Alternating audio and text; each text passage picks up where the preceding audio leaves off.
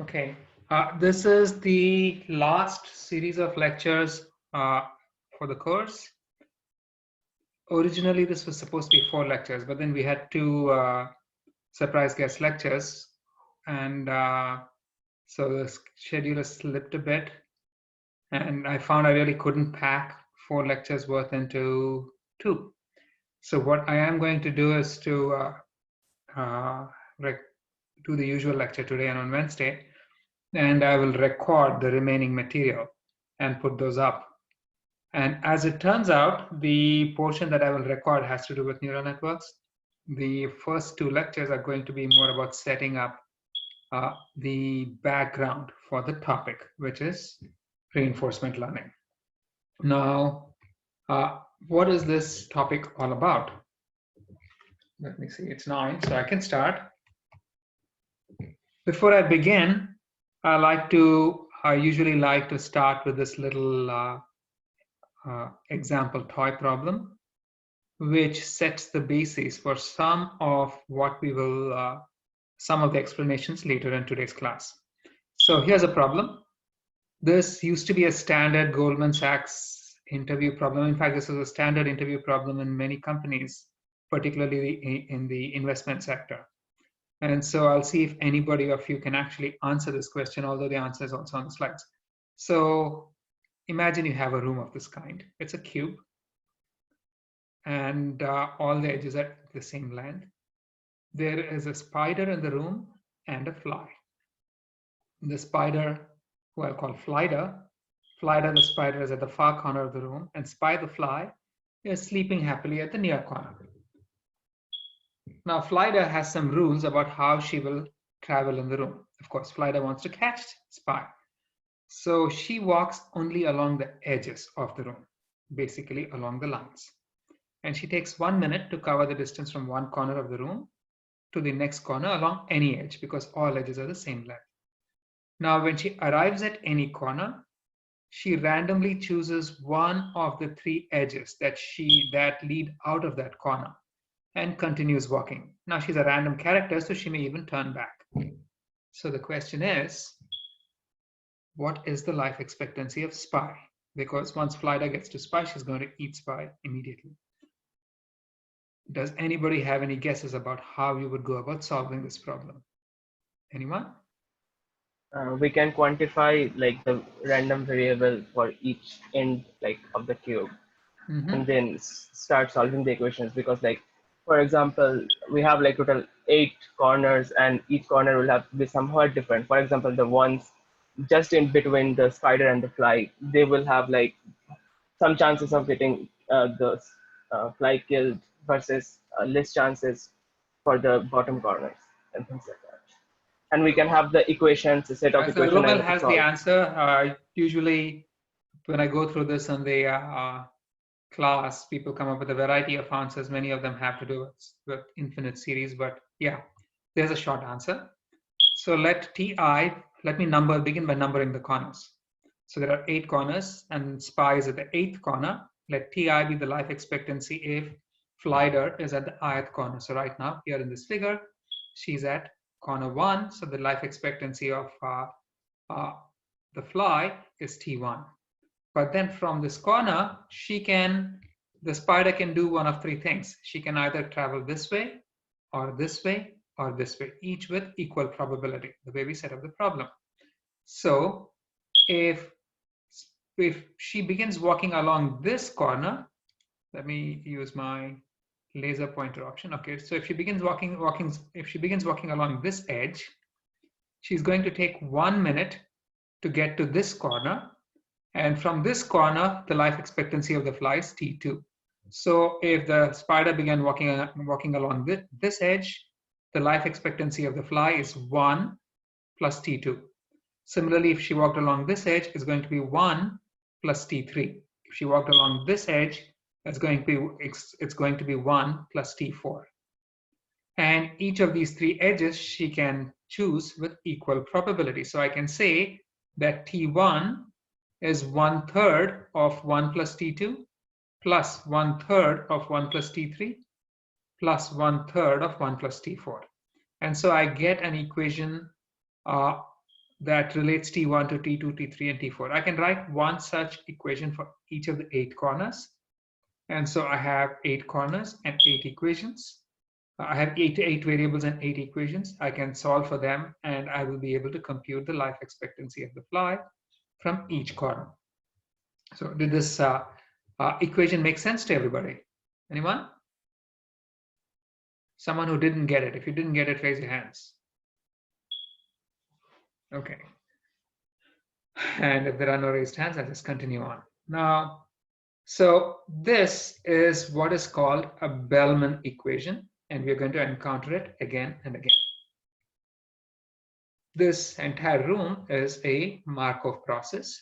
If I think of the corners of the room as a state that the spider could be in, then it doesn't matter how she arrived at this corner. Once she's at this corner, the things that she could possibly do and the probabilities with which she chooses what she can do only depend on the corner that she is in and not how she arrived at this corner. So this is a Markov process where the history that led up to the current situation doesn't matter.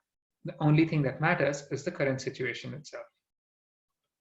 So that's a little bit of background. Now let's get on with the main topic of the lecture. There's a fairly interesting class of problems where we have to decide on actions or outcomes, well, actions specifically, based on expected reward, but then the manner in which you learn how to behave in any situation is really challenging. So consider the game of chess. When you are playing the game, you will not know when you make a move whether the move is good or not. You're going to have to wait for a long time till the end of the game to know if the move was good or not. So also, if you're trying to invest, then you make an investment, but you won't know for a while whether that investment is going to pay off or not, or whether it's going to sink you. Or let's say you're driving a car. So you're driving, you can change lanes, you can stay to your lane, you could accelerate, you could decelerate. All of these are perfectly good actions. The problem is the result of your action may not be evident for a very long time. You know, anybody who's tried to drive from CMU to the airport has encountered this. You see this lane which is empty, and then you see your own lane is packed, so you switch into the empty lane and find inevitably that lane is actually leading you off the highway into the city. Then you want to go to the airport, right? So this is the kind of situation where these are control problems where you take actions which you expect will get you rewards, like winning the game, making money, getting home sooner, but it's not deterministic because what happens to you depends on your opponent in the game of chess, the other traffic on the street, or how the market is responding. And the reward that you get is not instant either, it's belated, because the time gap between when you choose your action and when you actually get the reward can be arbitrarily long. So in this situation, you have to learn to act rationally. And this is the class of problems which we will call reward-based problems, where you are trying to act in a manner where the reward that you will get at some future time is maximized. And you must also learn to take the appropriate action in this kind of situation. So here's the general cartoon of the world. You are an agent. You're operating in a world. So the world is what I'll call the environment. It's the market, the road, anything else. And at each time you take an action, like changing lanes, like investing in a stock, like moving a chess piece. And your action results in a change in the environment. You changed lanes. This caused the rest of the traffic to do stuff. And you couldn't have been aware of everything that would happen just as a consequence of your having changed lanes. Or you make an investment in the market, someone observes you making this investment, they respond. And you couldn't have predicted this. So that your actions change the environment. This changes your situation, because now again, you're in the new lane, And suddenly, because of you changed lanes, everybody moved, and now you're stuck in the traffic again.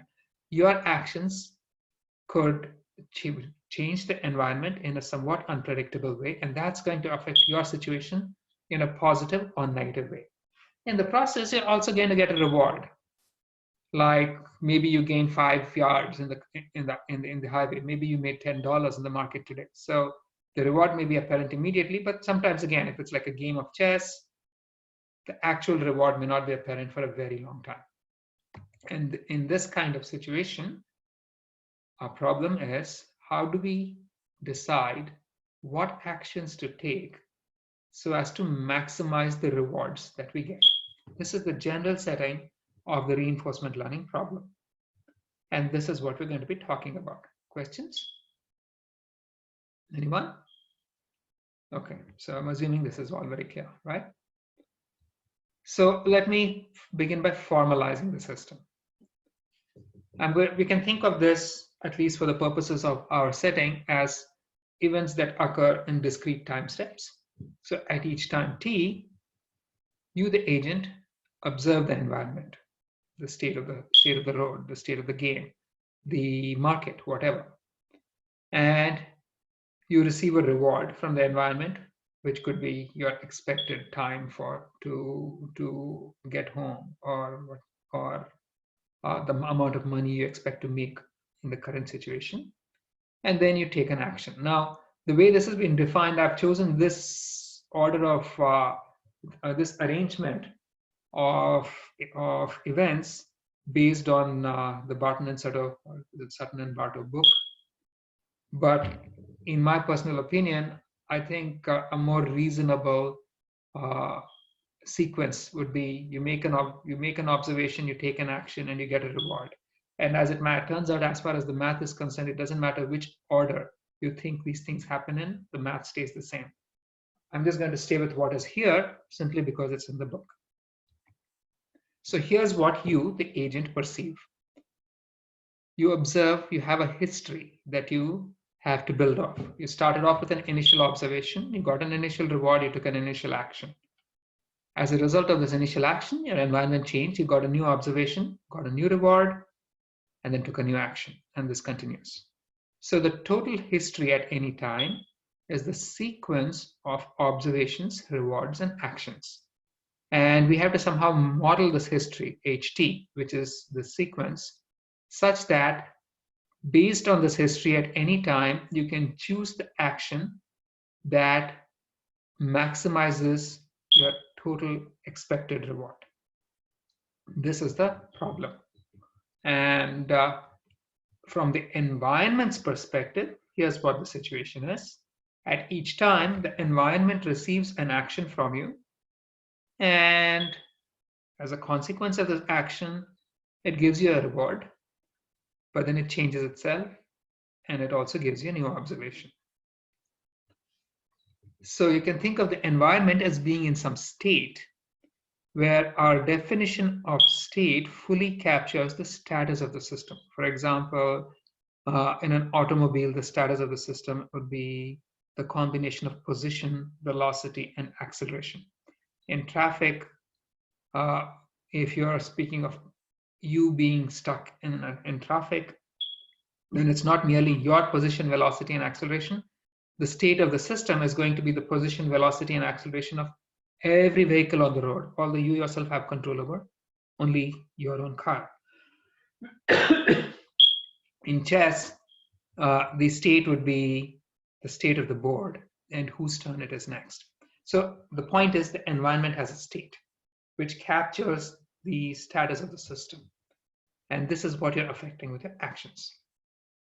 So before continuing to formalize this, a slight detour, let's go back to our good friend Glider.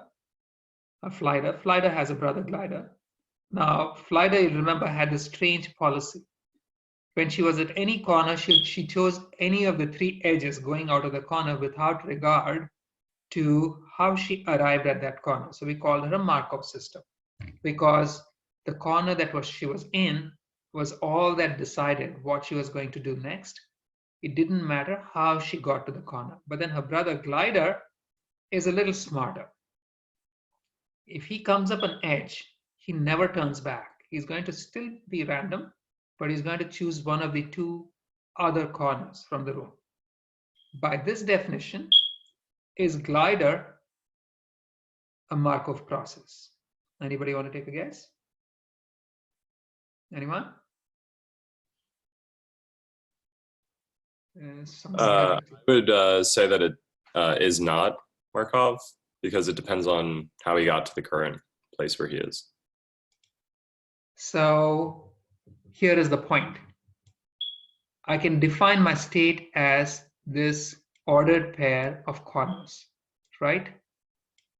If I define the state as ordered pair of corners, then from here are the other states. You could go from, say, C2 to C3, C3 to C2 to C4. These are the other possibilities, right? And you have these transitions possible. So when I define my state as ordered pairs of corners, the system again becomes Markov, right? All that matters is that glider is in this state. It doesn't matter what happened prior to having been at C1. Make sense? Yes, Kiran? So I was thinking about that, but what happens for the very initial state? How do you define the very initial state? You have to have a separate. So you're just assuming that this is infinite. It's been going on forever, right? The initial state. But the initial state is going to be, you're going to say that he chose one of these at random. That he just dropped out of the sky at some corner and then he walked up some edge, okay? Okay, thank you. But once you define it that way, this becomes a Markov process. You see how this becomes a Markov process, correct? Yes. Now, suppose they had a cousin who based their decisions on the previous two corners. That too is going to be a Markov process because now my state is going to be an ordered triplet of corners. So as a consequence of my defining things this way, it doesn't matter how much history the process considers in deciding the next state, the next move. So long as the history is finite, you can recreate this new artificial state. And in terms of this new artificial state, the process becomes Markov. Make sense? Questions, anyone? Okay. So this artificial state is not artificial at all. We will give it a name. We're going to call this the information state. So any causal system which considers a finite horizon of history in deciding the next move can be viewed as Markov with an appropriately defined state, where the state, this appropriately defined state is what we will call the information state, which may be different from the apparent state, like the corner over here. And once you define it that way, then the probability of the next state that the system is going to arrive at depends only on the current state, and everything else prior to that doesn't matter. So this is the definition of a Markov process, where the probability of the next state depends only on the current state and not on the states prior to that. And you can always define your state, an information state, for the process such that this property holds, so long as the history that influences the future is finite. It doesn't matter how deep it is, but it's finite.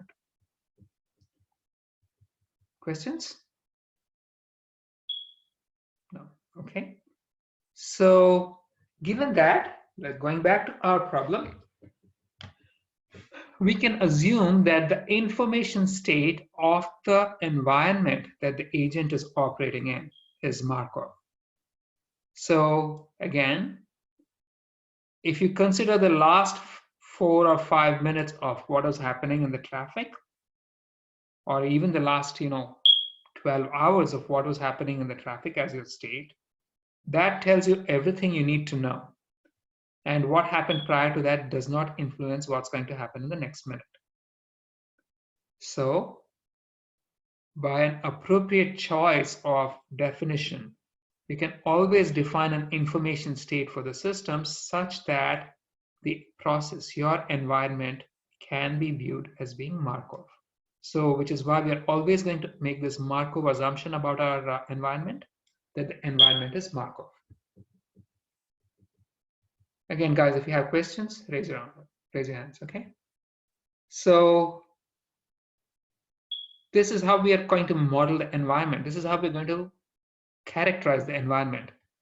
But then, so in this environment, there's an agent, and the agent is trying to maximize the reward. So the agent must model the environment, and the agent doesn't get to see the entire environment, just as you wouldn't get to see, all of the traffic that ever drove on the street. So the agent formulates its own model for the environment, which must ideally match the true values as closely as possible, and it must do so based only on what the agent observes. And based on this model, the agent will formulate winning strategy. And clearly, you can see that the closer the model actually mimics the actual environment itself, the better the agent is going to be at formulating a winning strategy. Now, there's one more distinction. You can say that the state is fully observable or partially observable. When you say the state is fully observable, it means that you see the state completely. Like in the case of a chessboard, you see the entire chessboard. It's not like somebody's covering part of the chessboard with your hand. But if you think of traffic, you're going to see, if your information state is 1 hour deep, you're only going to see what happened in the last, how much ever time you were stuck in the traffic. So your observation is partial. Now, in both cases, the manner in which the state changes depends on the current state. We are going to assume for the purpose of this lecture that you always view the entire state. What you're unaware of is what rules the environment uses to change its state. So we're going to assume that the state is fully observable and not merely partially observable, but it doesn't really change the math, so it doesn't matter, okay?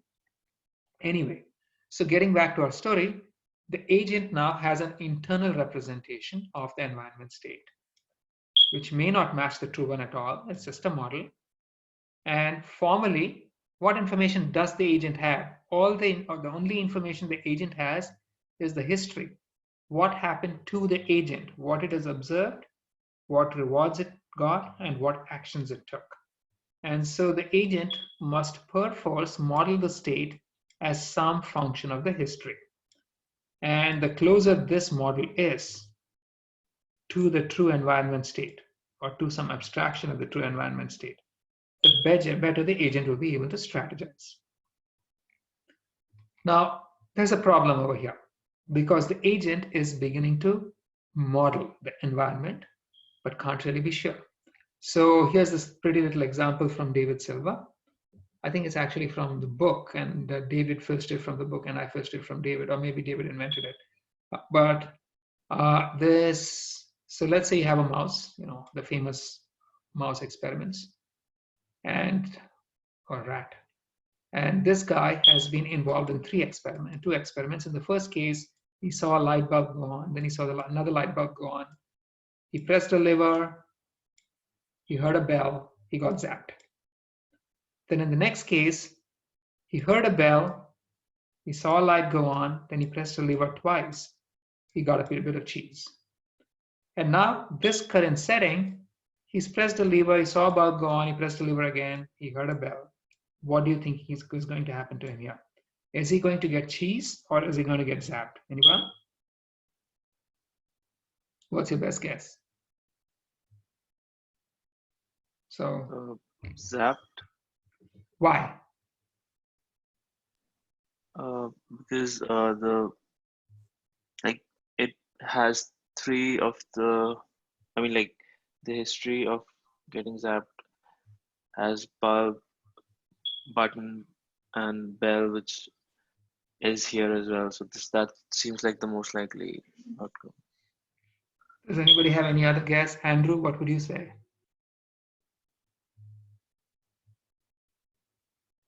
I don't know if Andrew's online. So someone else? Anyone want to take a guess? Based on the last 4 states as we see in the like first light, then liver, then bell, and then it comes to the zap. Like for example, from the first row itself. And then the second row we see like if light comes first and then 2 livers, then we can get the cheese. So this example looks like more of a first one. So I am guessing. Again, so the point is this, right? It depends on how you think, how you look at it. So if you say it was a lever and a bell, that if you consider the last 2 events, lever and bell, you think he's going to get zapped. But then if you say it's the number of times the lever was pressed in the past 4 time instance, then this matches this guy, and you're going to think he gets cheats, right? It all depends on how you model, how you look at your history, and the manner in which you look at the history is not unique. So the different definitions of state are going to result in different predictions. The true environment state is really not known. You'd have had to look at, you don't know what is really happening behind the scenes, you're modeling it. And the more of the history you could have actually considered, the better your model for this would be. In this case, the information is so poor that both of, you could guess either of these and both guesses would be equally valid. Right? You see what I'm getting at? So the point here is about the definition of the agent state. When I'm speaking of state, you're speaking of the state as the agent models it, and not necessarily what really is. And the bigger the gap between the two, the more surprised the agent is going to be at the outcomes of his actions. Regardless, we're going to continue assuming that the environment is Markov, which is a perfectly valid assumption. But even in the model, agent's model, we're going to assume that the environment is Markov, which is a rational assumption to make, considering that it's perfectly rational to model the environment itself as Markov. And considering also that regardless of what the system is, you can always define a state such that the system is, approximates Markov to a very high degree.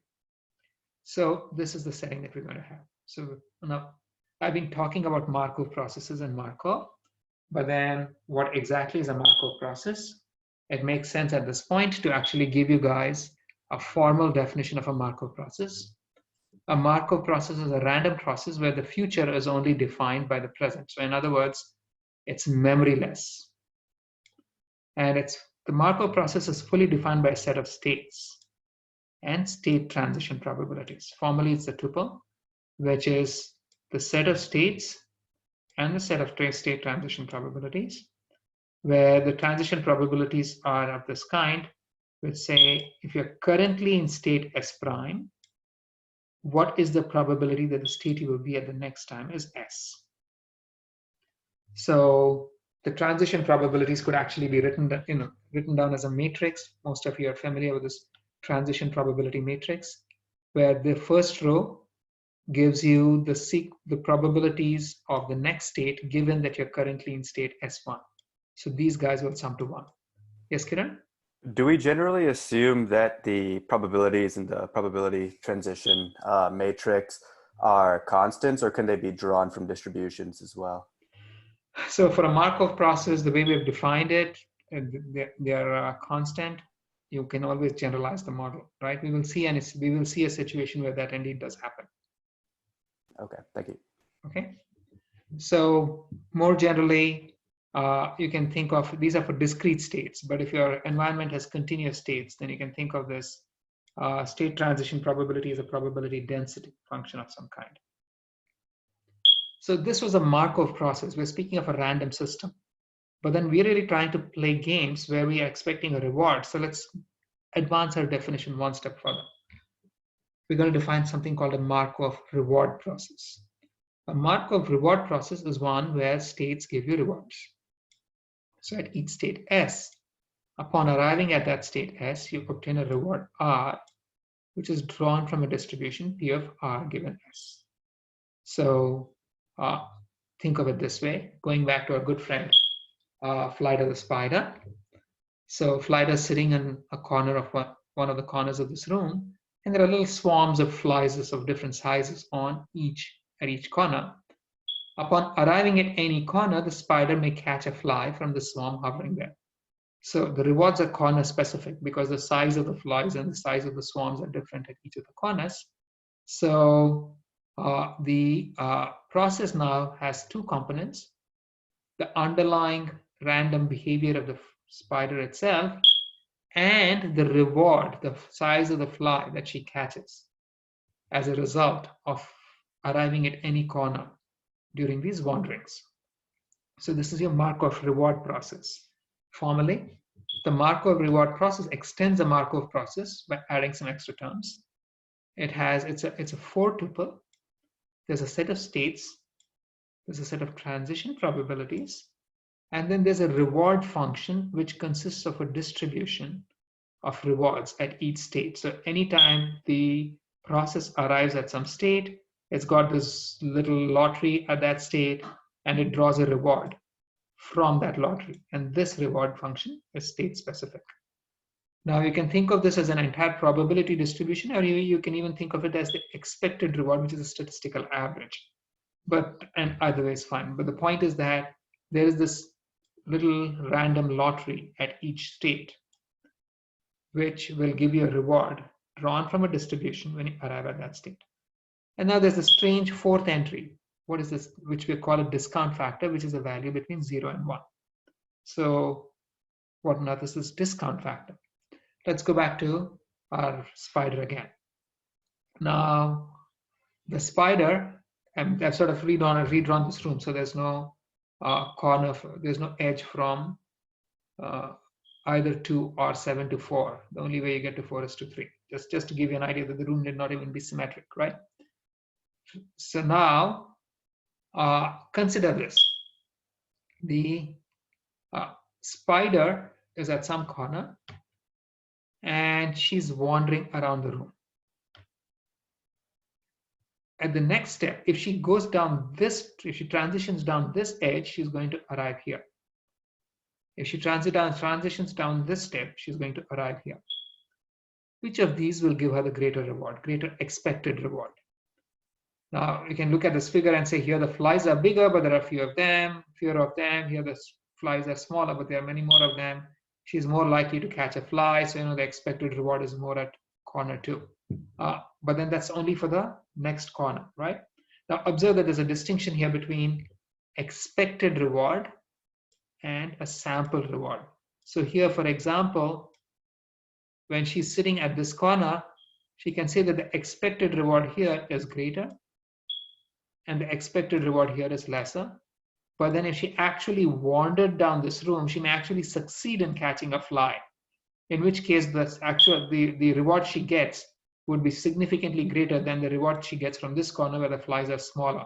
It's just that she may not catch a fly at all in this corner. So there's the sample reward is the actual reward she gets. The expected reward is a statistical expectation. There's a difference between the two. And I'm going to represent the sample reward by the small r, and the expected reward by uppercase R. So going back to our point, now let's think of this. So this here is a Markov reward process, right? At each corner, whenever the fly arrives at the corner, she gets a reward. But then she's going to be wandering around this room for a very long time, and she's going to keep eating flies. Now, let's say Flider is descending from somewhere, and she has the option of landing first on any one of these 3 corners, 1, 2, or 3, before she begins wandering down the room, right? Which of these 3 corners would be the best one for her to land on? What would be the criterion for her to choose where she must land? Anybody want to give me an answer?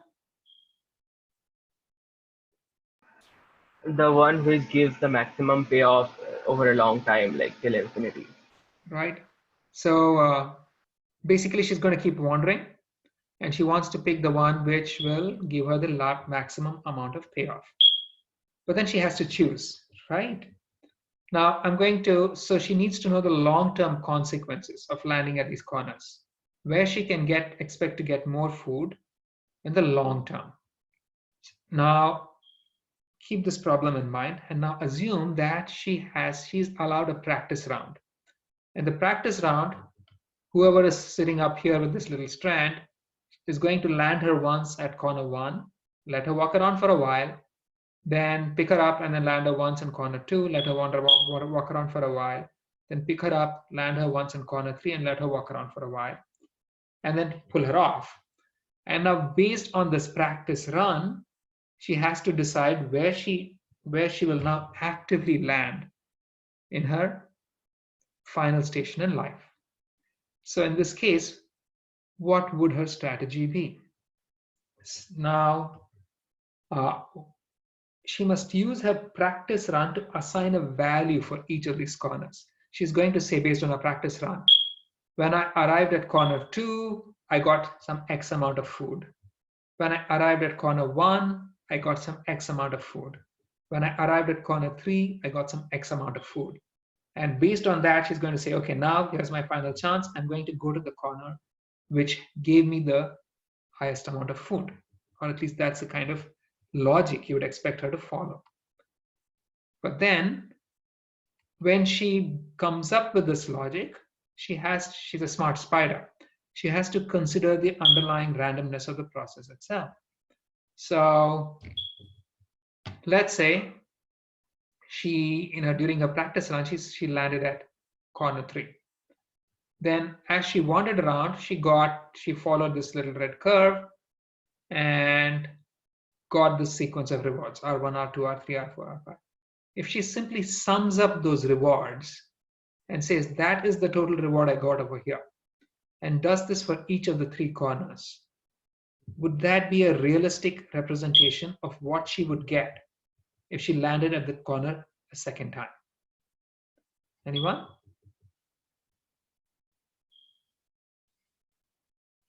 So is anybody online even? Pat, what's your answer? So I would say it would be, unless of course like the spiders are free to move around. They're free to move around, right? But she's just done this practice run. If she simply summed up all of her rewards, would that be a good guess for what would happen the next time she landed at that corner? Yes, Kiran? No, because you are assuming that the spider would be assuming that is the outcome that would be happening every time, which is most likely not the case. That is really, so here's what happened, right? The reward she got at corner 1, the corner she landed on, is probably a reasonable, realistic representation of what would happen if she landed at corner 1. But then the reward she got at the next time instant was R2, and she's random. She's not taking this, she's wandering randomly, right? She had a choice of 3 corners for her next stop and chose one of those at random and got a reward R2. The next time she lands on this corner, on the same corner, there's no guarantee that she's going to end up going to the same corner. She's going to randomly choose the same path and end up at the same corner that gave her R2. So R2 is less representative of what will happen in the next run. She chose one of 3 choices. R3, the reward that she got at time 3, she had, starting from the initial point, she had 3 possible corners she could go to in the first step, and 3 that she could go to from each of those corners. She had 9 possible choices. This represents just one of the 9 possible choices that she could have had when she started off from R1 and walked around for 2 time steps. So R3 is even less representative of what is likely to happen in future runs, and so on. Make sense? Questions, anyone? Actually, yeah, I had a question. So if you go to like R6 or something, it's possible for it to end up having a higher probability than R5, depending on the configuration, if there's multiple paths to end up getting there, right? So the point is this: in the most generic setting, you're not really going to know as the number of choices into the future keep increasing. the specific choice that you made becomes less and less likely to be repeated. And so the reward that you got at that point is less and less likely to also be repeated. Following that particular path, right? Yes, Okay. right. And so basically, if you want to, nevertheless, you don't want to throw away all of these rewards. So if you really want to get a good idea of the value of landing at corner 1, then what you're really going to have to do is to come up with this weighted sum where you take the reward that you got at corner 1 at face value, but then as you keep going further into time, you weight the reward that you got less and less. And you take this weighted sum as the value of being at this corner, right? So basically you're saying that you're trusting the readings from farther in the future less and less. And this is what we're doing. Except that what is a good value for these guys? Remember that the number of choices into the future blows up exponentially as you go further and further into the future. So a mathematically good choice for these weights is some gamma raised to I, where gamma is between 0 and 1. And so this gamma over here is what we call our discounting factor. You discount your future experiences because they're less representative. Make sense? Right? So, yeah. Come to know what will be a good function for the discounting factor? So the discounting factor over here is just, you're going to choose some gamma, and this, you say, which is basically your faith in how much the future is representative of what is currently happening. And that gamma is going to typically be a function of the number of choices you had. Right? Right. So another thing I wanted to ask here is, so can the value, like the discount factor, be adjusted according to the previous path I have taken? No, so we're assuming the whole thing is Markov, right? So how you got here doesn't matter. Right. Right. So here's what we're going to speak of a return, which is the total reward that you got when you started at some point. And this return is the current reward plus discounted future rewards, where the discount factor is gamma raised to the number of time steps into the future as you keep looking at the future. So this guy here that I'm circling is what we will call our return. It's our discounted return, which is the sum of all the rewards you got starting from that point, except that as you go further and further into the future, you weight the rewards less and less, because each future step is slightly less believable and is discounted. This discount factor gamma is our belief. Yes, Rama? Professor, I mean, at each time step, the discount, I mean, if I'm at state t and I move to state t plus 1, the factor, does it remain the same? I mean, why are we treating it as same at all? So this is not state t, this is that's just time t, right? Oh, sorry, I meant time t in like, yeah. So the factor, so this is just a choice of mathematical convenience. We are just making it as gamma squared, gamma cubed. That's just a matter of convenience. You could choose any function for us. Yes, you could choose any function, but this is mathematically tractable. Exponential series are very nice. That's all. But if you have a better model for how to discount the future, you can always do it. Use it. Thank you. Right? Now, what is this discount factor? Suppose the future is totally unpredictable, it's completely chaotic, and so you have absolutely no belief in the reward that you got after the current time step. Then you're going to say gamma is 0. On the other hand, if you think that at each time there was only one thing you could possibly have done, then the gamma is going to be 1. So this is the myopic discount factor, and this is the far-sighted discount factor. Again, these are matters of choice, and they're all part of the Markov reward process. So let's consider the situation where our spider landed on, say, some corner 1, C1, and then went wandering and got all of these reward sizes as she wandered. And in that particular run, after 9 time steps, she basically conked out because she ate too much. Now, what are these sample rewards or expected rewards? What are these? Anyone? I'd say sample rewards. They're sample rewards because you're grabbing, these are draws from the distributions at each corner. Now, suppose I decide to choose a discounting factor of gamma equals 1. I'm saying that this is really what's, the sequence of corners I followed over here is exactly what's going to happen each time. In that case, what is the return, which is basically the discounted total reward at time t1? Anyone want to answer that? Anyone, guys? Yeah. Let's see. Let me pick somebody. So Pratik, what would that be? Yes, Kiran?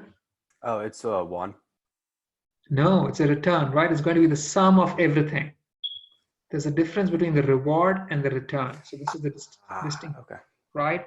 So this is going to be 1 plus 2 plus 0.7 plus 1.2 plus 0.5 plus 3 plus 1.2 plus 2 plus 1 at t equals 1.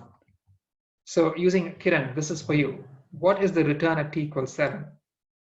It'll be 1.2 plus 2 plus 1. Exactly, right? And if I had a gamma of 0.5, then what would the return be at t equals 7? You have to discount it. So it's 1.2 plus 1 plus 0.25. That's 1/4, right? Yeah. 1/4. That would be the return. So you get the idea, okay? And these are sample returns or expected returns? Oh, expected. No, these are samples, right? You drew once and you computed your return based on this one draw. Each of those rewards was drawn from a distribution, right? So does that make sense? Yes. Yeah, so these are all sample returns. And so based on that, we introduce this value function. The value in the spider's case is the value of landing at each of the corners. It is the expected total discounted return when you start from that state. It's only a function of the state. It's not a function of how you arrived at that state because it's Markov. It's not a function of time, right? So the point is, if, for example, you are in state corner C1 over here, then the return that you saw was going to be, the sample return is going to be the weighted sum of these guys. If you were in corner C1, the sample return is going to be the sum of these guys. Yes, Kiran? Is the only reason that we don't include the time as part of the state itself because the time goes to infinity, but we assume the state space is finite? No, it's because it's Markov. It doesn't matter how you got there.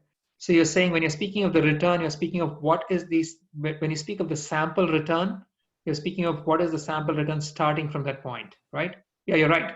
Because, and from there, because the time horizon is theoretically infinite, it doesn't matter. Okay. Right? So it's a Markov process. And so you can assign a total discounted return, which is the total reward you're likely to get when you start at that state. That is going to have a distribution itself, but it has an expected value. And that expected value is going to be the value of the state. And so what the spider would do in this case is compute the discounted returns from her experiment for each of the corners. And that is going to be a sample. And based on the sample, she's going to get a sample discounted return from each of the corners. And based on the sample, she's going to compute an expected return. Most likely, she's going to say my sample return is the expected return. And based on that, she's going to decide which corner she's going to land on. But then the point of all of this was to give you the idea of what the discount factor really means. Right? Now let's go back and consider the value of being in. Now let's go back and consider the notion of the value itself. What is the value? So you have the situation over here. This is an infinitely patient spider. And she gets no rewards for being at the corners without flies, but then she gets a reward of 1 if she ends up at the corner with the fly. What is the value of the corner that she's currently at? Pratik? 0. The value is the total reward that she's going to get over time. And she's It's 1 right? for What would every be corner. yeah, so what would be the value of being in this corner?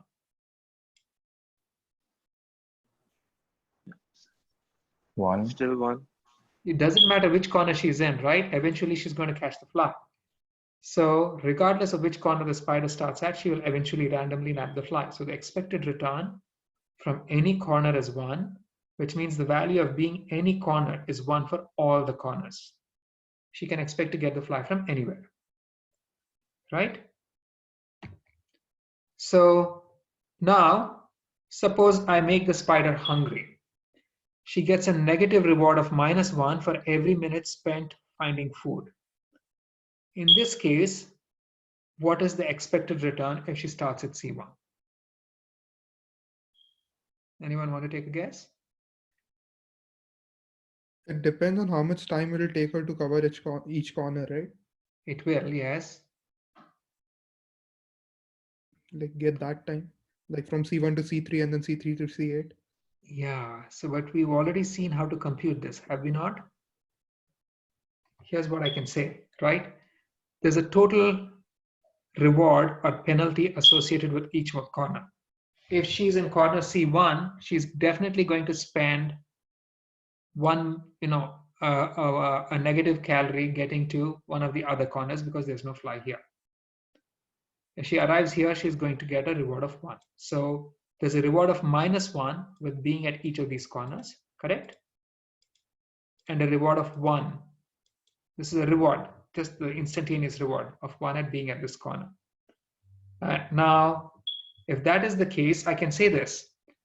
So the expected reward, the expected return of being at this corner is the reward for this corner plus the expected return of this corner times 1/3 plus the expected return of being at this corner times 1/3 plus the expected return of being at this corner times 1/3. You see where this equation came from? Yep. Right? I can write the same thing for all of the corners. This is exactly what we had in the 5th or 6th slide.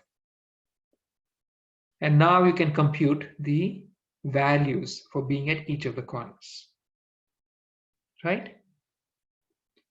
Now here, when I did this, I assumed that she has a reward over here, but I'm just directly summing up the rewards from the next time instance.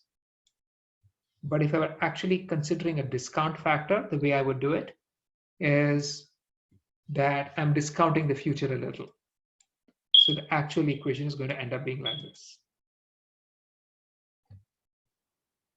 Make sense to everyone? Yep. Yeah. So because you're discounting the future a little less each time. And so as the current reward of the corner plus a discount factor times the expected reward of the next corner. And this is going to be the value of each of the corners. The notion of this value has to be very clear in your head. So the value function of a state is the expected discounted return when the process begins at that state, which is the sum of from 0 to infinity of gamma raised to k. 0 is the current state, right? If k is 0, you're considering the current state. For the additional k's, you're considering future rewards. So the total return at any time is gamma raised to k. This is the sample return, right? The gamma raised to k times the reward at time t plus k plus 1. This is just, the indexing doesn't matter, but you get the idea. The reward here plus gamma times the reward here plus gamma squared the reward here and so on. You sum this up, that is your return from this point. And the value for a state is going to be the expected return when this is the state S. And the Bellman expectation equation that we just saw over here says that the value for any state is the reward for that state plus gamma times the expected reward, the expected returns or values of the states you will arrive at starting from that point. So this is your Bellman expectation equation. We're going to see it a few times. Questions? No? Okay. So again, going back to this notion of why a discount, you will see that there's a mathematical reason for the manner in which we chose the discount. Observe this equation. For this equation to give you a value, a meaningful number, this summation should give you a finite value. And the only condition under which this will give you a finite value is if gamma raised to k falls faster than the reward increases. Now the rewards are going to be kind of drawn from fixed distributions, which means you basically want the summation of the discount factors to be finite. And when you have an exponentially falling series of discounts into the future, then this term is going to be finite, which is why we chose the discount factor, the future discounting of the future of this form, where the discounting of something that happens k steps, time steps into the future is by this factor gamma raised to k. Questions? So now I can write the entire equation in matrix form. I can say that I can put all of the values in a vector. I can put the current rewards in a vector. I can put the transitions in a matrix. And so I can say the value equals the current reward plus this guy is their expected reward at the next time times a discount factor, which is to say V equals R plus gamma times PV. And so if somebody just gave me a complete specification of the Markov reward process, I can write out, that means I know the expected rewards from every corner. I know the transition probability matrix. I know the values satisfy this equation. I can solve the equation to compute the values for all of the states. And so knowing only the Markov reward process, I can actually compute the values. The problem, of course, is for very large state spaces, it's going to require the inversion of this ugly matrix over here, where the matrix has this, the size of this matrix is the number of states times number of states. This matrix can become so large that you cannot invert it. So this might not be practically computable, but in theory, you can actually compute the values for all of the states. So let me move on. Now we've seen reward processes, and we've seen, and in all of these, we assume that the agent, the spider, behaves randomly. In other words, we are calling this person, this character an agent, but the agent has no agency. So let's add an agency to the agent. Let's make the agent more intelligent.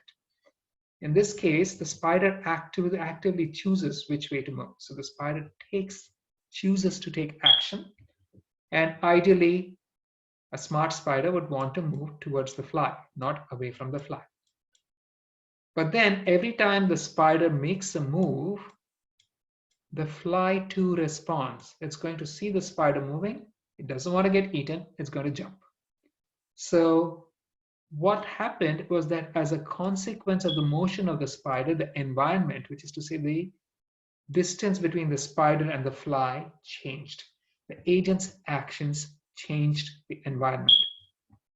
So let's see how we can actually model this system, right? Here's how we redefine the problem. Each time the spider moves in any direction, the fly, and this is just a model that I came up with, but it kind of makes sense. Each time the spider moves in any direction, the fly will take some action, but then the fly arrives at a new state, but the state that it arrives at depends on where the fly jumped to, which in turn depends on which direction the spider moved. So the spider's action modifies the state transition probabilities. If this is not very clear, wait for a minute. But the question here is, what are these modified state transition probabilities? To get a better idea, let's go back and actually define our states and actions in a much clearer manner. And in order to define this transition probability matrix, you must define the behavior of the fly so that you can characterize the whole process. So how do I define the states? It turns out I cannot just define the states anymore simply in terms of these corners. I have to be a little more careful. So in fact, it turns out there are only 4 states. If the problem is that of the spider catching the fly, it doesn't make a lot of sense to think of it in terms of a room with 8 corners. It makes much more sense to think of the room as the general setting, but the problem itself has a different number of states. And the state, I will say, is the distance between the spider and the fly. So if the spider is eating the fly, the distance is 0. But if the spider is in one of these corners, the distance is 1. If the spider is out here or out here or out here, the distance is 2. If the spider is out here, the distance is 3. So we can define the reward process or the decision process entirely in terms of these 4 states: distance 0, distance 1, distance 2, and distance 3. There are 2 actions, A plus and A minus, which is to say the spider moves closer to the fly or the spider moves further away from the fly. And to characterize this, we also need to know how the fly will behave. So first, let's characterize the underlying Markov process itself, right? Here are the 4 states. You have distance 0, distance 1, distance 2, okay? And so if this spider likes to, so if the spider is at the fly, she's not going to move anymore. So she's always going to remain at distance 0. But then if the spider is at this corner, she has equal probabilities of walking down these 3 edges. 2 of these transitions will take her closer to the fly. So she has a probability of 2/3 from going from a distance 2 to a distance 1. And 1 of these actions will take her further away from the fly. So she has a probability of 1/3 of going from distance 2 to distance 3. If she's in this corner, distance 3, it doesn't matter which way she goes. She's going to reduce the distance to the fly. So she has a probability of 1 of going to state S2. If she's at a distance of 1 from the fly, there's a 1/3 probability that she's going to go to the fly, and 2/3 that she's going to go away from the fly. So do you understand this this Markov process here? Questions about this one? Anyone? Okay. And there are rewards associated with each state. If she's at any distance other than 0 from the fly, she's going to get a reward of -1. Otherwise, she's going to get a reward of 0, right? Now, she can take 2 kinds of actions. She can increase the distance to the fly, meaning she can walk away from the fly, or she can decrease the distance to the fly. So I'll call these actions A plus and A minus. Now, I'm modeling the behavior of the fly. If the spider is moving away from the fly is not concerned. It's not going to do anything. If the spider is moving towards the fly is going to bounce. The fly is going to jump. But then the behavior of the fly is going to be, in my model, random. So if the fly jumps from here, she randomly arrives at one of these 3 corners with equal probability. So what happens? When the spider moves towards the fly, this fly is going to hop. And 2/3 of the time, she's going to increase the distance to the fly, or to the spider, but 1/3 of the time, she's actually going to, unfortunately, end up closer to the spider. That is the behavior of the fly. This is clear to everyone? The model I have? Doubts? Yes, Kiran? One of the things I noticed is that this is being done sort of asynchronously. Is that usually the case, or can the spider and the fly move at the same time? So this is an abstract problem, right? The spider moves to this corner and the fly jumps. That's about it, right? So they act at the same time, let's say. Okay. Right? So now let's see how this affects this process, right? Let's say the spider is at a distance 1 from the fly. Okay. Now, if the spider is at a distance 1 from the fly, then she's going to move in this direction and she's going to arrive at this corner. But what does the fly do? The fly is going to jump and it's going to go to one of these three corners, correct? As a result, once the spider arrives over here, she finds that she's still at a distance of 1 from the fly.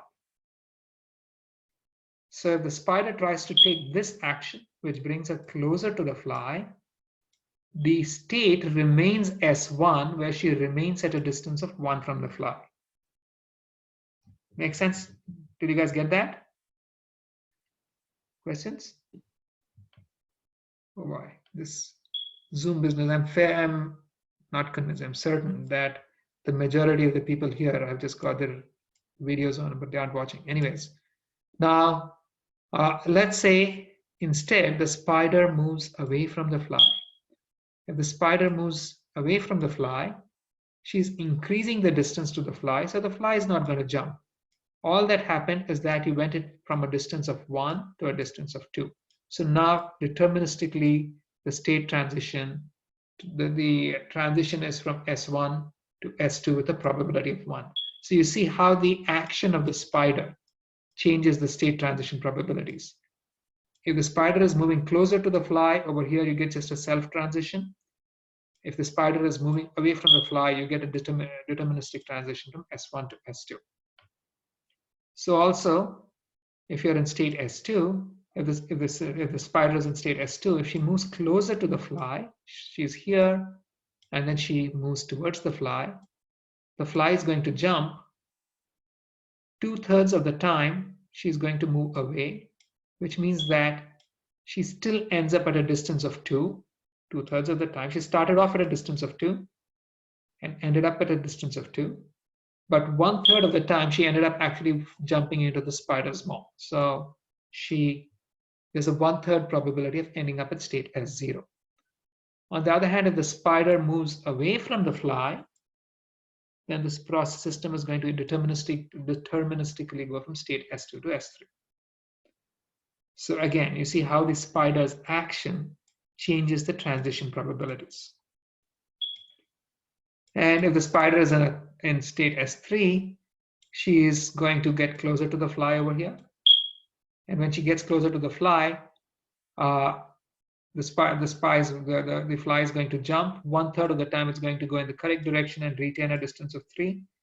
But 2/3 of the time, it's going to actually jump closer and end up with a distance of 1. So again, you get a transition probability over here. Here, there's only one action possible, and you get this transition probability set, and these are the resulting set of transition probabilities. So you see how this happens.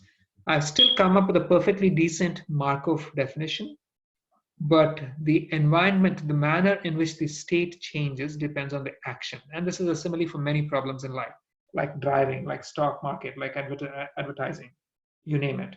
The agent's actions modify how the environment behaves. So this is what is called a Markov decision process, where it's a reward process, but then the agent has the ability to decide its actions. I'm going to represent individual actions as A, the action at any time T as AT. The agent's actions affect the environment's behavior. So the transitions made by the environment, because the transitions made by the environment are functions of the action, and the rewards returned also are consequently a function of the action. So formally, if I want to define an MDP, it's this 4-tuple where you have states, you have actions, you have a transition probability matrix, but the transition probability matrix is conditioned on the action. The action decides the transition probabilities. You have a reward probability distribution, and the reward too depends not just on the state, but also on the action. Although so far in the fly example, it only depended on the, actually it did, right? And then you have the discount factor. So now we introduce something called a policy into the MDP. The policy is the probability distribution over actions that the agent may take at any state. So over here, for example, the spider can either move towards the fly or away from the fly. And so let's say in the state she has a probability A+ of moving towards the fly and a probability A- of moving away from the fly. That probability distribution defined over the set of all states is the policy. Now the policy may be deterministic, which is to say there's always only one action that the spider takes from any corner, or there's only one action the system takes in any state, or it can be stochastic. So here is an example of a policy. The spider may decide that when she's in C1, she's always going to go this way. If she's in C2, she's always going to go this way. If she's in C3, she's always going to go this way. This is not a particularly good policy for the spider. She's going to take way too much time to catch the fly, but this is a policy, and it's a deterministic policy. And now if I think of it this way, what are the action-dependent transition probabilities for the states here? You can see that in this case, when she's over here, she's moving towards the fly. So that's going to have the towards the fly. So this is going to have the S2. That's going to be S2. And if she's moving towards the fly, then it has 1/3 probability of ending up at S0 and 2/3 of ending up at S2 again, right? 2/3 of ending up at S2 again, as we saw. So we can define, based on these actions, the transition probabilities. So the transition probabilities depend now on the actions, because your action defines the transition probabilities, not the policy. And here's a different policy. This one's optimal. You can sort of show that this is optimal because if the fly is static, this is the optimal policy. If she's not static, this is not, as we'll see. So in any case, the expected return from any state depends on the transition probability matrix, which depends on the actions, which depends on the policy. So the expected return from any state depends on the policy that you follow. Let's go back and look at our fly and spider problem. So here is one policy. She might say that when I'm in state S1, one policy might be I'm always going to move closer to the fly. So if she's in S1, she's going to try to move closer. So she's going to take the action A minus. In S2, she's going to take the action A minus. In S3, there's no choice but to take the action A minus. As a result, this becomes a transition probability, right? And so this is the transition probability that she has to consider when in state S1. This is the transition probability that she has to consider in state S2. And this is the transition probability that she has to consider in state S3. And if you work through the arithmetic, you're going to find that all of the states have 0 value because she's never going to catch the fly using this particular policy. Because, actually, Shiva, right? Let's say she starts off in state S1, then she's never going to catch the fly. She keeps following the fly and the fly keeps hopping away. So this is really a very horrible policy. But then you can just plug in these transitions into the equations that we just saw and compute the values for all of the states. Now, here's a different policy. It turns out that in this particular problem, if the spider is at a distance of 1 from the fly, the correct thing for her to do is to move away from the fly. Because S2 is the only state from which she has a reasonable chance of catching the fly, 1/3 chance of catching the fly. So she should always try to get to the state S2, which means that when she's in state S1, she moves away from the fly, and this is going to be the resulting equation you use for the value of the state. If she's in S2, she should move towards the fly. So this is the equation that you will use to compute the value of the state. In S3, of course, there's only one action possible. So this is the equation she will use to compute the value of the state. So we saw 2 different policies. You can even have a stochastic policy where the spider says that at each time, with 2/3 probability, I'm going to try to move away from the fly. With 1/3 probability, I'm going to move towards the fly. In which case, you're going to actual value that you assign to the state is going to be 1/3 the value that you got from this action plus 2/3 the value that you got from this action. And the same equation holds for every single state. So the expected return from any state depends on the policy that we follow, and it's going to be the value for any state under any policy is going to be the average over all of the actions of the reward for the state under the action plus the discounted value of future states using the computed using the transition probabilities for that action. So this is what we call the Bellman expectation equation for the state value function of an MDP. Now, in our fly example, the reward was not dependent on the state. On the action, more generally, it will be. So now this is assigning a value for every state, and it's averaging over all possible actions. You can go one step further. You can say that if I consider the combination of state and action, then the state and action has a value which comes from the equation here. Whereas if you chose this action, you have another value which comes from the equation here, because the action decides the transition probabilities. So we can actually associate values to state action pairs. And this is what we will call the action value function of a Markov decision process.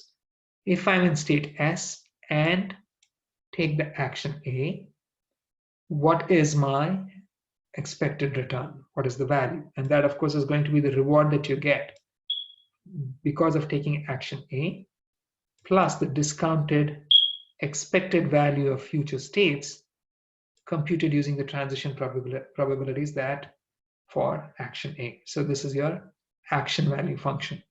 And so if I put all of these together, I can say that the Bellman expectation equation for any state with state value is going to be the average over all actions of the expected value obtained from any given action.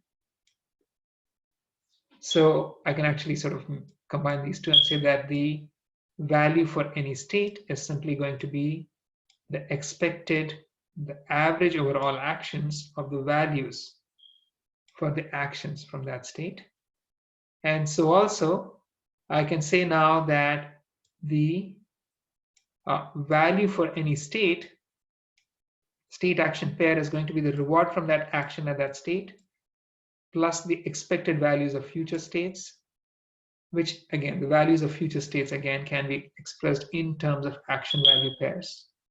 So I can say the value for any action from any state is the reward from that action with that state plus the expectation, the average over all future states of the, yes, Kiran?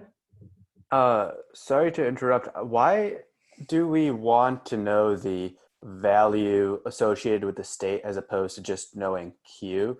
I was kind of viewing the state in action as sort of a meta state, if you will. So I don't think understand. about this. Suppose you have 100 actions and you have suppose you have 1,000 possible actions and 1,000 possible states. Mm-hmm. So VS is 1,000-dimensional term, okay. right? It blows up. Yeah, that makes sense. Right. So the point of all of this is that I can express the value function in terms of value functions. I can express the for states. I can express the action values for each state in terms of action values. The math is fairly straightforward. It doesn't really matter. But then here is the crux of what we call planning. You want to find the state and or action values for the Markov decision process, which is to say, given the complete MDP, which means all the transition probabilities are given, all the rewards are given, all the discount are given, and you have a policy, you want to find the values of all the states, or you want to find the action values for all the states. And these are obtained using the Bellman expectation equations, which are simultaneous equations that can be solved for. Right? Although they'll be computationally intractable for very large state spaces. And if I just write them out in vector form, you get this nice little matrix equations, except that these matrices for even the value functions are going to be very large because this is going to be num states cross num states. If I look at the action values, it's going to be even larger. Now, a final topic before I close for today, which is different policies can result in different value functions. So given that, what is the optimal policy? Which policy do you choose to maximize your reward. The optimal policy is the policy that will maximize the expected total discounted reward at every state. So it's going to have to maximize the expectation of the total discounted reward for every single state.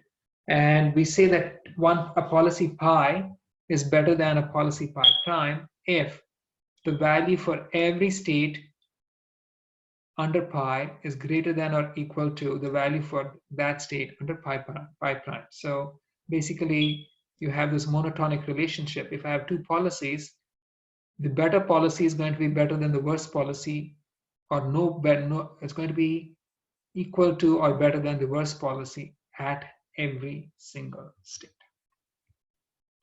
So this is your optimal policy theorem. It says that for any Markov decision process, there is an optimal policy pi star, which is better than or equal to every other policy. And you can actually have multiple optimal policies. But then because of this property, it means that if you have multiple optimal policies, all of them will have the same values for all the states, and all of them will have the same action values for all the states. And how do you find the optimal policies? Let's say I actually knew the action values under the optimal policy. Then clearly the most sensible thing for me to do is to choose the action which has the largest value. So my policy is going to be pick the action which has corresponding to the largest action value, and do not pick up any of the other guys. And it's easy to show that this is optimal policy, which also means that if you know the action value pair, the action value for every state under the optimal policy, then it's sufficient to find the optimal policy itself. So in fact, using this simple rule, the value for any state is simply going to be, the optimal value for any state is simply going to be the largest of the action values for all the actions when they're taken from that state. I have some slides on backup diagrams and such like. They're not key, so I'm going to skip that. We will continue with, so the problem that we're going to deal with is that of solving the MDP. We want to find the optimal policy, which is equivalent to finding the optimal value function or finding the optimal action value function. And there are various solutions which will estimate the one or the other. We're going to look at these and their extensions in the next class. So here are the key terms, the key takeaways. If you're given an MDP, then you can compute the values. When you're given the MDP, I'm saying you're given the states, you're given the transitions, you're given the rewards, you're given the policy, then you can compute the values for all of the states. This is called planning. If you're not given the MDP, then you have to learn the optimal policy without being given the transition probability matrix. That's what is called reinforcement learning. So we will look at these in the next class. Now this has already gone over. For some reason, this usually takes me about an hour and 10 minutes in the classroom. I've taken an hour and 13 minutes over Zoom. This is taking some getting used to, but I'm unlikely to be finishing the entire topic on Wednesday, so I'll record the rest of it later, as I said. We are kind of out of time. If you have any questions, I can take them for a minute, or I'll just stop the recording. Questions, anyone? No? Okay, thanks, guys.